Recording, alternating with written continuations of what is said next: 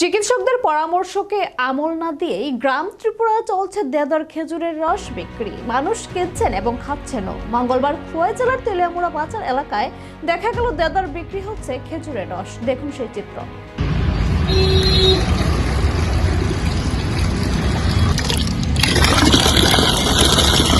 শীতের ভোর কনকনে ঠান্ডার মধ্যে তেলিয়ামুড়া বাজারে এক অন্যরকম দৃশ্য। বাইসাইকেলে হাড়ি ঝুলিয়ে খেজুরের সুমিষ্ট রস বিক্রি করতে হাজির 70 বছরের দুলাল মিয়া।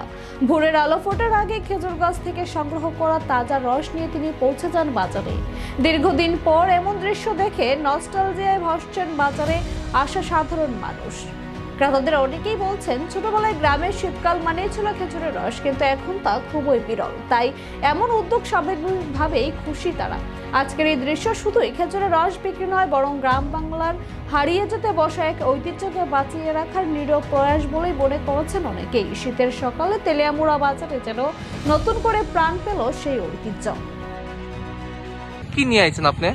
খেজুরের রস। খেজুরের রস? হ্যাঁ, এ কি বিক্রি করতে আনছেন? বিক্রি করি। কত টাকা গ্লাস? 20 টাকা। এ কি আপনার নিজের গাছ নাকি? না, পরে মানুষের আচ্ছা। সপ্তাহে 3 দিন আমি আনি, 2 দিন তারারে দিই মালিককে। আচ্ছা, আপনি এই খেজুরের রস বিক্রি করে কি আপনি চলেন নাকি? হ্যাঁ, আমার সংসারটা এমনি চলে। আর কোনো রোজগার নাই? না। কি নাম আপনার? দুলাল মিয়া। কোন জায়গায় বাড়ি আপনার? নয়াবাড়ি। এটা তো মনে করেন 2 মাস বা 3 মাসের সিজনের ব্যবসা হয়। হ্যাঁ, এরপর অন্য কাম, অন্য কাজ করেন। হ্যাঁ। কিরকম ডিমান্ড আছে বাজারে এখন?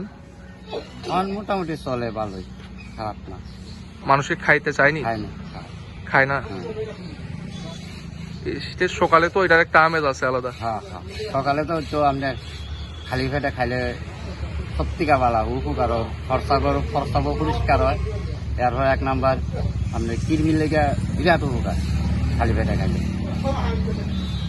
খেজুরের রসের সেই চিরচেনা স্বাদ আর স্মৃতি আজ যেন তেলিয়ামুড়া বাজারে ফিরিয়ে আনলেন দুলাল মিয়া।